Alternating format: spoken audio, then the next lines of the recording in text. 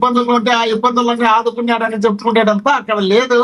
కాబట్టి దాన్ని మనం ఎంత గొప్పగా చెప్పుకోవాల్సినంత అవసరం అయితే లేదు. వాళ్ళు చేయాల్సిన రొటీన్ కార్యక్రమంలో భాగంగా జరిగింది. ఇప్పుడు అదేంటి భోగాపురం ఎయిర్పోర్ట్ పూర్తి స్థాయిలో చేసిన తర్వాత 80% పూర్తి అయిపోయిన తర్వాత 20% వర్క్ ఉన్నప్పుడు ఆ 20% వర్క్ చంద్రబాబు నాయుడు గారు పూర్తి చేసి దాన్ని ఆయన ఓపెనింగ్ చేసుకున్నాడు. అదే ఆయన చేసింది ఆయన ఖాతాలో ఉంటుంది, మేము చేసిన మా ఖాతాలో ఉంటుంది. మొత్తం మా ఖాతా తీసేసి వాళ్ళ ఖాతాలో వేసుకుంటామంటే జనాలు అనుకోవచ్చు. అనుకున్న తర్వాత అనుకునేటన్నీ మంచి అనుకోవడానికి లేదు కదా. ఇంకొక క్వశ్చన్, ఇది మీరు ఒక ఆడియో ప్లే అవుతుంది, వీడియో ప్లే అవుతుంది మేఘన గారిది, జోగి రమేష్ గారి కోడలిది. ఆ బయట ప్లే చేయండి ఒకసారి. ఏంటంటే నాకు పెళ్లికి ముందు వీళ్ళు హిందూస్ అని చెప్పేసి పెళ్లి చేశారు. కానీ పెళ్ళైన వెంటనే నాకు తెలిసిన విషయం ఏంటంటే వీళ్ళు క్రిస్టియన్స్. వాళ్ళు లోపల ఎట్లాంటి హిందువులకి సంబంధించిన పూజలు కానీ హిందూ కార్యక్రమాలు కానీ అంటే బయట పబ్లిక్లో మరి ఏం చేస్తున్నారు, ఏం పూజలు చేస్తున్నారు, ఎక్కడికి వెళ్తున్నారు అనేది నాకు సంబంధం లేదు. నేను ఇంటి కోడల్ని, ఇంట్లో ఏమైతే ఫాలో అవుతున్నారో వాటిని నేను పరిగణనలోకి తీసుకుంటాను. అక్కడికి వెళ్ళిన వెంటనే వాళ్ళ ఇంట్లో ఒక పూజ గది లేదు. బట్ మేము పెళ్లి చూపులకు వచ్చే ముందు అక్కడ మాకు తగ్గట్టుగా అన్ని ఫోటోలు అరేంజ్ చేసి మమ్మల్ని మోసం చేసి మమ్మల్ని పెళ్లి వరకు తీసుకొచ్చి పెళ్లి చేశారు. అది ఇవి ఇప్పుడు అబ్బాయితో ఒకటైతే సెకండ్ వచ్చేసి క్రిస్టియన్స్ అని చెప్పేసి తెలియకుండానే పెళ్లి చేసి, నేను క్రిస్టియానిటీ ఫాలో అవటం అనేది నేను తప్పుగా పరిగణించట్లేదండి. ఎవరి దేవుని వాళ్ళు రెస్పెక్ట్ చేస్తారు. బట్ చెప్పకుండా పెళ్లి చేసి మోసం చేసిందే కాక బలవంతం చేయడం అనేది ఇంకొక తప్పు. అవన్నిటిని నేను ఎఫ్ఐఆర్లో క్లియర్గా చెప్పినా చెప్పకున్నా ఇప్పుడు డైరెక్ట్గా మీకు ప్రతి ఒక్కరికి నా బాధ అర్థమవుతుంది అని చెప్పి ఇప్పుడు ఇంకొకసారి మీకు అందరికీ చెప్పుకుంటున్నాను. అక్కడ రైట్, ఆవిడ చాలా మాట్లాడారు, మీకు కూడా వినే ఉంటారు. ఈ ఆరోపణల నేపథ్యంలో ఏమంటారు అసలు? అది జోగి రమేష్ ఈ రకంగా చేయడాన్ని బయట అయితే ప్రజల్లో కూడా చాలా నెగిటివిటీ వచ్చింది. ఇప్పటి వరకు జగన్మోహన్ రెడ్డి గారు ఏమన్నా ఈ విషయంలో కల్పించుకున్నారంటారా? నేను ఒక ఆడబిడ్డ విషయంలో ఎగతాళి చేస్తాను, అవమానపరుస్తాను, మాట్లాడడం కానీ మాట్లాడాలనే ఇష్టం నాకు లేదు. కానీ విషయం అంటే ఆమె ఇదే ప్రెస్ మీట్ ను కృష్ణప్రసాద్ గారి దగ్గరికి వెళ్ళక ముందు పెట్టి ఉంటే ఇది ఎంత వాస్తవం అని ఆలోచన చేయడానికి అవకాశం ఉంటుందని నేను అనుకుంటున్నాను, నా వ్యక్తిగతంగా. ఆ తర్వాత వేరే ఎవరైనా ఊహించుకొని ఏమన్నా అనుకోని నాకు అభ్యంతరం. 2 సార్లు కృష్ణప్రసాద్ గారితో కలిసిన తర్వాత ఒక్క రాజకీయ ప్రత్యర్థి, ఇప్పుడు నేనేం మాట్లాడుతున్నానో నేను మాట్లాడేది ఎంత అజయ్ గారు విని నాకేం కౌంటర్ ఇవ్వాలనే మనసులో ఉంటుంది కదా, నాకేం కౌంటర్ ఇవ్వాలనేదే ఆయన మనసులో ఉంటుంది, అవునా కదా? సేమ్ టైంలో ఆయనకు ప్రత్యర్థిగా ఉన్నటువంటి వసంత కృష్ణప్రసాద్ కు ప్రత్యర్థిగా ఉన్నటువంటి జోగి రమేష్ గారిని అవకాశం దొరికితే ఎక్కడెక్కడ ఇబ్బంది గురి చేయాలనే ఆలోచన అయితే 100% కాసేపు మీరనేదే నిజం అనుకుందాం. పోనీ అసలు జోగి రమేష్ గారు ఒక ఆడపిల్లకి పెళ్లి చేసేటప్పుడు ఆ రకంగా పెళ్లి చేయొచ్చా? నెంబర్ 2, రాజీవ్ మాట్లాడిన వీడియోలు కూడా నువ్వే నన్ను ఒప్పించి చేసావు, నాకు అసలు ఇది ఇష్టమే లేదు అని చెప్పి డైరెక్ట్గా మాట్లాడి జోగి రమేష్ మీద మాట్లాడిన వీడియోలు కూడా మనం చూసాం. ఎందుకు ఒక ఆడపిల్లకి పెళ్లి చేసేటప్పుడు ఆ రకంగా చెయ్యాలంటే ఏం చెప్తారు?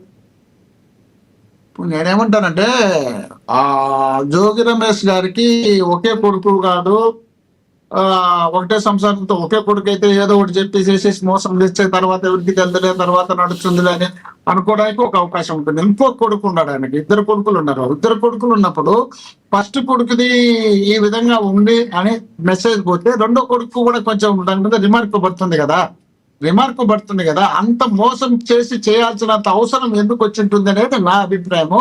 రెండోది, ఇప్పుడు క్రిస్టియన్ అని ఆమె చెప్తుంది, ఆ క్రిస్టియన్ అనే సబ్జెక్టును ఇప్పుడు ఆమె బొట్టు పెట్టుకునే ఉంది, ఇప్పటికీ ఉంది, అప్పటికే ఉంది.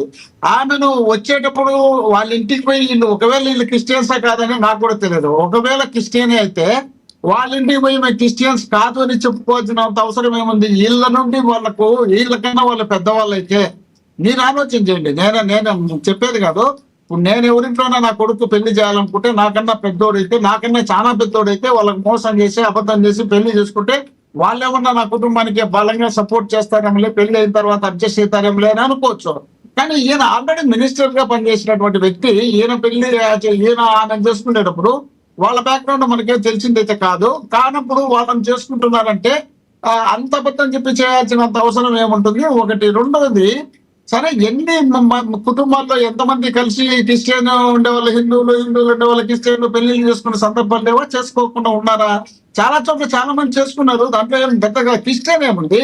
ఇతర కులాలనే మార్చుకొని చేసుకుంటున్నారు. కమ్మవారిని రెడ్డిని, కాపులు రెడ్లు, ఎస్సీలు, బ్రాహ్మణులు, రకరకాల కమ్యూనిటీల్లో ఒక్కొక్కరు చేసుకుంటున్నారు. అంత పెద్దగా కలిసి ఉండే అవకాశం కొంతమందికి ఉంటుంది, కొంతమందికి అది ఉండదు. బట్ ఆవిడ బయటకు వచ్చి చెప్పటము ఇదైతే, వసంత కృష్ణ ప్రసాద్ గారిని ఆవిడని కలిసినంత మాత్రాన ఒకవేళ తనకి ఆపోజిట్లో ఉన్న వాళ్ళు నాకు నిలబడతారని ఉండవచ్చు. కానీ సార్ ఇస్తాను సార్, ఈరోజు 10 నిమిషాలు లేట్కి స్టార్ట్ అయింది, అందరికీ ఇస్తా ఈరోజు. దయచేసి ఆగండి. 3 క్వశ్చన్లు అడిగాము. లేదు మీరు ఒక్క నిమిషం. ఈరోజు సార్ అజయ్ గారు మీరు మాట వినండి, నేను చెప్పేది వినండి. అజయ్ గారు ఈరోజు 3 టాపిక్లు తీసుకున్నాం, 1/2 గంట ఎక్స్ట్రా ఇస్తున్నాం. మీకు కూడా అంతే సమయం ఇస్తా. మీరు తక్కువ సమయం ఇస్తే మీరు బాధపడాలి. 1/2 గంట ఎక్స్ట్రా ఇస్తాను. అజయ్ గారు ఇస్తాను, దయచేసి అర్థం చేసుకోండి. ఈరోజు 5 నిమిషాలు లేట్ గా స్టార్ట్ చేసి ఇస్తాను.